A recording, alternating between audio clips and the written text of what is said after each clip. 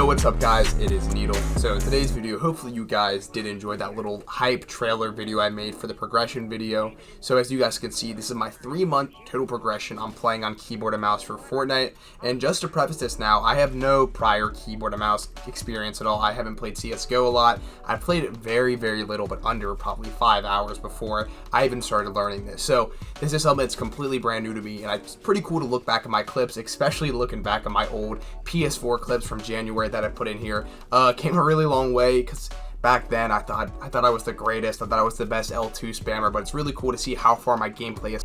But this video is not about PS4. It's about the keyboard and mouse and explain to you guys how I did it, how I've gotten to make so much progress so far, and how I really feel about the progress I've made for how much I have played. So to start with my 1-week progression video, because that's the last thing you guys have seen on me with anything to do with keyboard and mouse. So that video, looking back at the time, you could see that I had a lot of my free builds down. I could do 90s, I was doing edit courses and whatnot, and overall my mechanics were starting to get there. After 1 week, I played a lot of creative and not of anything online. So if you guys watched the previous one, you would see that I played a solo and I got like a 3-kill solo win, but I just really wasn't there as far as the gameplay went. So, and I wanted to cover this up because after that, I stopped playing keyboard for a long bit. I would say for about a month or so. After that, in April, I didn't start playing again until about late May when the World Cup qualifiers ended. I wanted to stick with keyboard and keep learning it, but that was right when the World Cup online qualifiers started, and I wanted to play on my controller to give myself the best chance to win some money. I ended up winning $100 in one of these solo weeks. I don't know if it was worth it. I probably could have made more progress sticking on the keyboard and keep playing on it. But I still play controller now. Every now and then I pick it up a couple times a day to play some games, mainly for gameplay and stuff with my YouTube channel and learning some new stuff. But as far as PS4 goes, I don't play anything on PS4. I still play controller on PC when I do. So it was after the last World Cup online qualifier where I kind of buckled down and was like, I really don't want to play controller anymore when it comes to competitive. I personally love Fortnite competitive. That is my favorite thing. I've played so many just like regular solos, regular duos, just regular public matches that it just doesn't do anything for me anymore, that I have to play like the arena or the ranked. So personally, I've been playing a lot of scrims and whatnot, but that's my favorite thing to do. When it comes to playing Fortnite, that's what I enjoy the most. I still play pubs, obviously, when I play with my friends and whatnot, but personally, my favorite thing is competitive and ranked. So I figured if I'm going to give myself the best chance to ever compete in that and play for some money, my best chance is going to be on the keyboard and mouse. So at this point, I probably hadn't played the keyboard about a month or two since I made the 1-week progression video, and I just started picking it up heavy at the time. And I didn't really make anything public about it. I think I made one video called I trained my aim for 24 plus hours or something.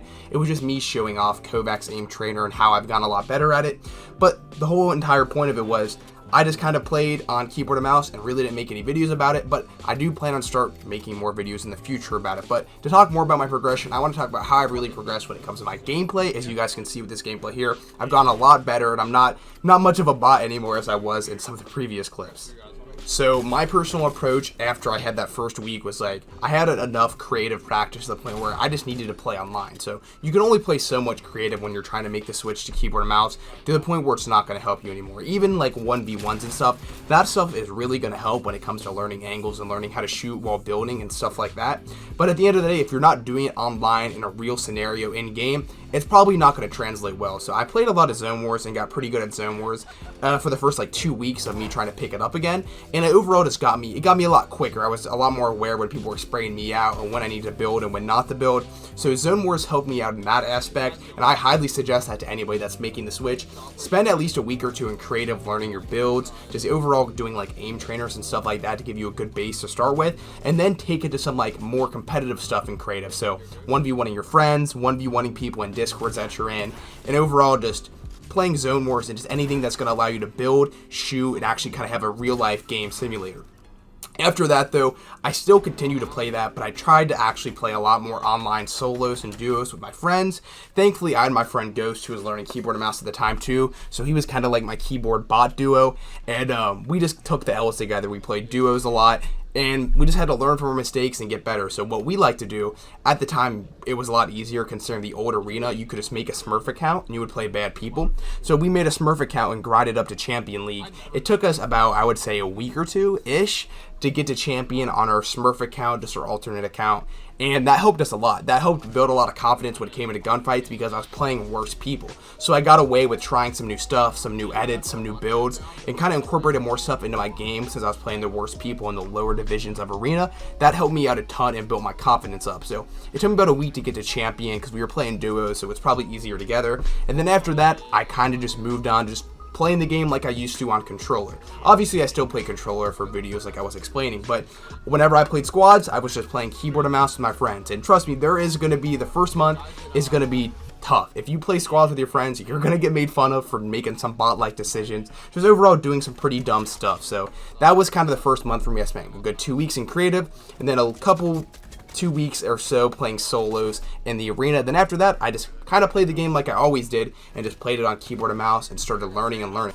There were a lot of days around the first month or so where it felt like I was making progress, but I really wasn't seeing it. And what I mean by this more is like, I would play a lot of solos and whatnot, and like a lot of the stuff I was doing creative just wasn't transitioning into the game. But I think the best way to explain it is when you feel like you're not improving the most, that's really when you are improving the most. So when you're struggling the most to do the stuff that you feel like you should be able to do, that's when you're starting to pick up on it and get better, at least for me. So one thing that I really struggled with is because I did a lot of like the creative building and stuff, as you saw in my 1 week video. My aim was very bad. If you even see my aim in that video, I think I showed a flick shot in the video I showed before. And I just like, it just was really shaky and my aim just wasn't there. I wasn't confident in my aim. But over time, I've played a lot of the in-game aim trainers. I've even made my own aim training map to do for fun.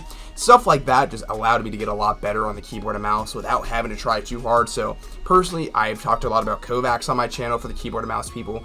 Kovacs is hands down the best way to just learn how to aim. I don't think it's the best way to improve your aim on Fortnite for keyboard and mouse, but if you need to learn how to aim and just want to get a snappier aim in general to start, Kovacs was a great help to me. The issue with that though is a lot of the aiming that has to do with keyboard and mouse, you have to control a lot of the bloom and a lot of the weapon mechanics. So one weapon I like to use for an example here is like the heavy assault rifle or the AK, whatever you guys call it. That gun has a ton of just game mechanics you need to understand. So one thing is like the first shot accuracy on the heavy assault rifle is very crucial. If you're not making use of that, you're probably going to miss a lot of your shots. Another thing with it is you can't really spray shots with the heavy assault rifle. So things like that, I kind of had to learn how to play with the guns in Fortnite. So what I would suggest is doing in-game aim trainers after you would learn Kovacs or just learn how to aim. Just because aim's going to be the hardest part, because people that have been playing on keyboard and mouse for years at this point are going to have some pretty nasty aim compared to you. But like I said, anything with like edits, building, you can do that all in creative and learn that pretty easily in creative. So that's what I did, and it took like 2 weeks, like I said, and then after that I've just been grinding the game. So that's how I really made all the progress. I've just playing Arena a lot since then. I've only been playing Arena, I should say. I played public matches with my friends, but ever since the first month mark, the past 2 months for me, it's really all been playing Arena. I ended up getting to 600 Arena points last season, which is a cool mark for me because I played a lot on controller, probably more on controller, and only made it to about 300 and always like plateaued and stuck at 300. So being able to break past that on the keyboard and mouse was really cool for me.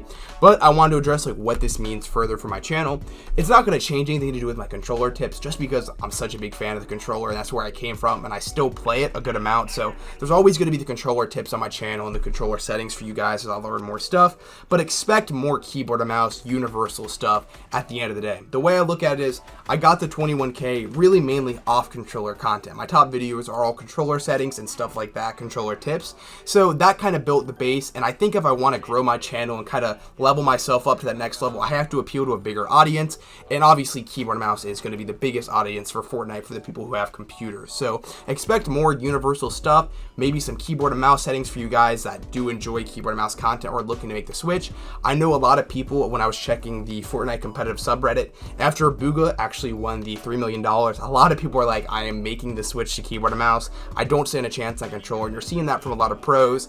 Off the top of my head, I know Ghost Issa, E11 Aguilar, I'm trying to think of some other people, but they've all kind of addressed at this point that they kind of want to make the switch to keyboard. I personally, when it comes to competitive, I'm fully on keyboard and mouse at this point, but obviously I still play like public matches and stuff on controller. But when it comes to like in-game tournaments or the chance to compete for money, I will be on keyboard and mouse.